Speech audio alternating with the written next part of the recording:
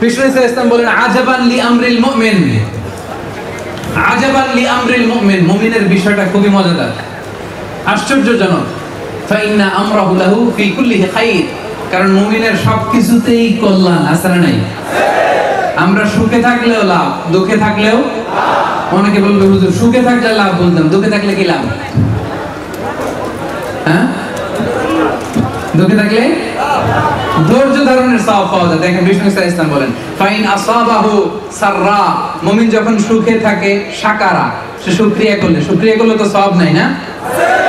হ্যাঁ, লাইন শাকারতুম লা আযীদান্নাকুম, শুকরিয়া করলে বাড়াই দিব, শুকরিয়া করলে অনেক সওয়াব। তাহলে মুমিন যখন সুখে থাকে তখন সে কি করে?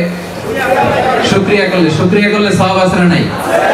ওয়া ইন আসাবাহু দাররাউ, মুমিন যখন দুঃখে থাকে সবারা, ধৈর্য ধারণ করে, ধৈর্য তো আর সওয়াব নাই? হ্যাঁ, সওয়াব আছে না নাই? তাহলে সুখে থাকি দুঃখে থাকি, আমাদের জীবনে সব সময় চলমান দুইটা নেক আমল আছে না নাই? হয় শুকর নয় সবর। চিল্লায় বলে মুসলমান, হয় শুকর নয় সবর, এই দুইটা আমল আমাদের জীবনে চলমান। সুখে থাকলে শুকরিয়া করি, শুকরগুজার হই, আল্লাহ খুশি। বিপদে পড়লে আমরা সবর করি, এতেও আমার রব খুশি না বেজা?